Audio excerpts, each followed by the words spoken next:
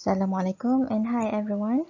So we are now comes to chapter 4, which is integration. I think this is the you like the most topic during your SPM, right? Okay, so let's begin with the chapter overview.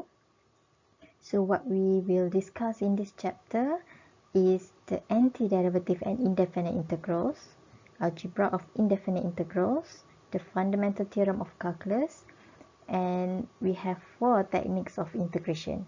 Okay, and all these topics will be split into several parts. So this is the learning outcome for this chapter. Okay, first is to able to express the integration as the inverse of differentiation, able to evaluate indefinite integrals of algebraic functions, and able to evaluate definite integrals using the fundamental theorem of integral. So all these 3 learning outcomes will be covered for chapter 8. Okay, and for this part we will just focus on the first linear outcome, which we will express the integration as the inverse of differentiation. Okay, so at the end of this topic you will get that. Okay, so let's move to 4.1, antiderivatives and indefinite integrals. In this section we introduce integration in relation to differentiation. Okay, the process to recover a function from its differential coefficient is an inverse operation of differentiation. This is the process determining antiderivative. In other words, if we can find a function f(x) whose differential coefficient is fx, that is capital F prime x is equal to fx, then fx is said to be an antiderivative of fx. Okay, let's move to definition number 1, which is antiderivative. What is antiderivative? You don't hit the derivative actually. So a function, we use capital F. Fx is an antiderivative of a function fx if we have f prime x, capital F prime x is equal to fx. Okay, so this is the antiderivative. Okay, for all x in the domain of f.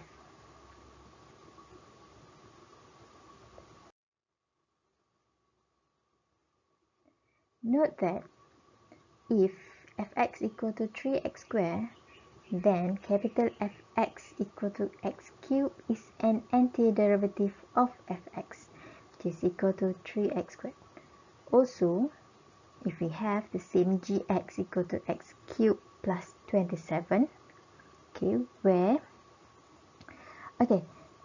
we have just now fx equal to x cubed. So if we differentiate f prime x, so what you will get? Okay, so you will get 3x squared, and this 3x squared is equal to x squared, 3x squared fx. Okay, that's why we have just now the first definition is we have, if we have fx, capital Fx equal to fx, so we said that capital F is the antiderivative of fx. Okay, alright, so we move to gx equal to x cubed plus 27. So again here you will have g prime x also equal to 3x cubed, because 3x squared, because 27 is a constant, so differentiate constant, you will get 0. So you get the same function fx. Okay, same as hx equal to x cubed plus 5. Okay, and you can have any constant there.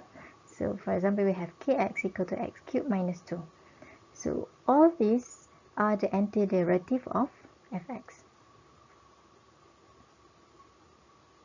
Okay, so in general, the expression x cubed plus c, where c is an arbitrary constant, is an antiderivative of 3x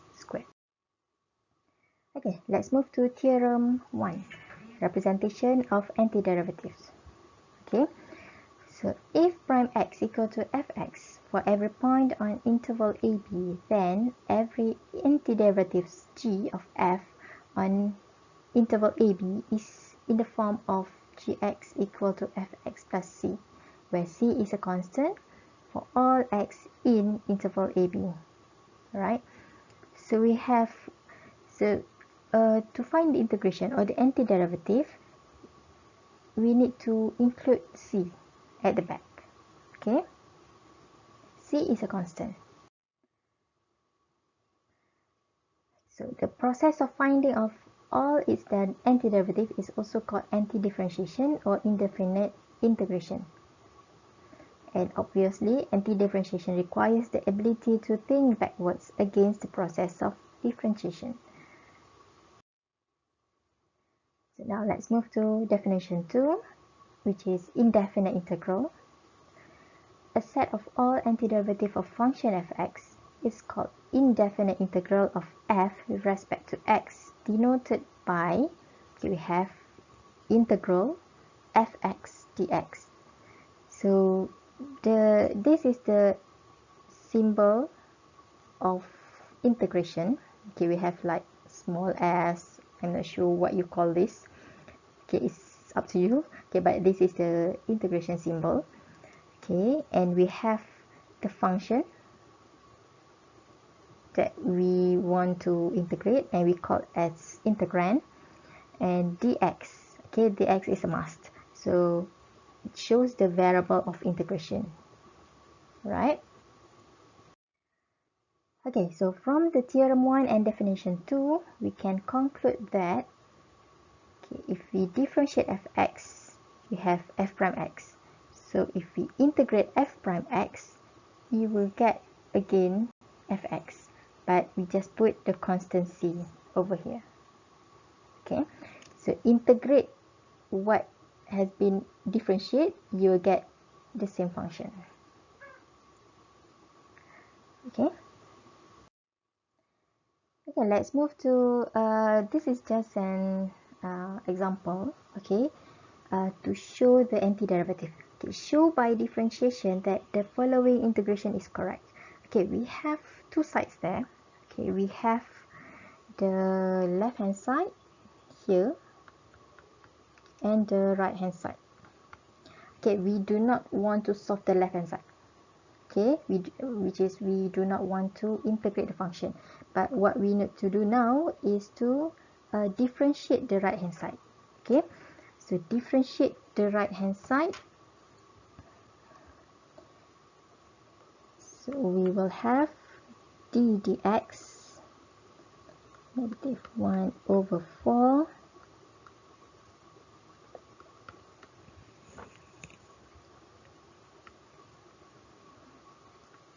plus, so this one I can write as d dx, okay, 1 over 4. So the square root I write as to the power of what? Half, 1 over 2. Okay, and since we have two terms, so I put d dx here, c. Okay, so this c is a constant, so differentiate c, you will get 0. Okay, so what you need to do is to differentiate the first part. Okay, still remember how to differentiate the function? Okay, so this one, differentiate, sorry, so differentiate, you will get, I just put negative, I will maintain the negative 1 over 4. Okay, so then, okay, I have in the bracket there 1 minus 4x squared. Okay, and this is the power here 1 over 2. Okay, will become 1 over 2 minus 1. Okay, I just put negative 1 over 2. Okay, so half minus 1, so you'll get negative 1 over 2. Then you need to differentiate. Okay, a function which is in this bracket. Okay, so differentiate 1 minus 4x squared, so you will get negative 8x. Okay,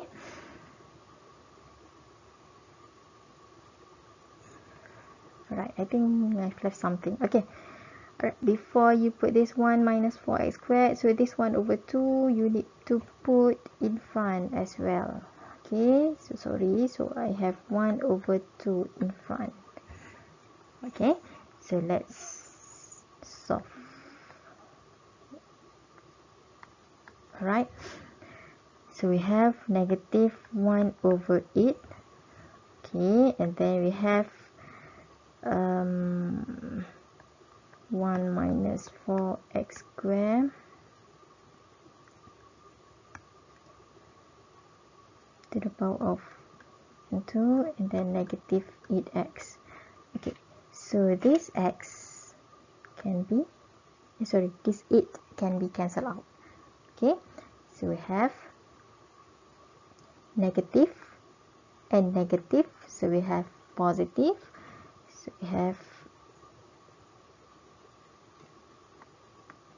x, and since these terms we have to the power of negative half, so I put that as the denominator, so 1 minus 4x squared, okay, and it's square root of 1 over x. Okay, so this is the answer. So you can see that, okay, it's equal to the left hand side. Okay, alright, so this is the solution. This is how you're going to show by differentiation that the integration is correct. Okay, so this is just the derivative formula. Okay, all this has been tabulated in the table. Okay, and normally for your test or your quiz, you will have this table of integration. Okay, so we have differentiate x squared equal to 2x, so integrate to x, so you will get x squared plus c. Okay, don't forget to have c for indefinite integral. Okay, and then we have differentiate sine x, you will get cos x, so integrate cos x, so you will get sine x plus c, because we have just now differentiate sine, you get cos. Okay, and then differentiate cos, you will get negative sine x, so integrate sine x, you will get negative cos x plus c. Okay, because we have just now differentiate cos, you will get negative sine. Okay, so that means if you integrate sine, so you get negative cos. Okay, and this is the special about exponent. Okay, differentiate exponent, you will get exponent. Okay, you have the same function, the same powers of x there. Okay, so integrate exponent x, also you will get exponent x. Okay, and again, don't forget the constant. Alright, so this is for the first part. Okay, we will continue on the second part. Alright, thank you.